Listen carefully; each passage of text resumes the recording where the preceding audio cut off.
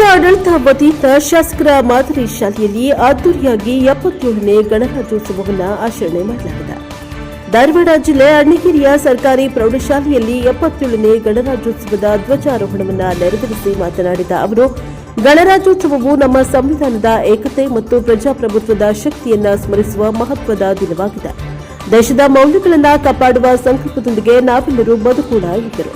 ತದನಂತರ ವಿವಿಧ ಶಾಲಾ ಮಕ್ಕಳಿಂದ ಪರೇಡ್ ಅನ್ನು ನಡೆಸಲಾಗಿದೆ.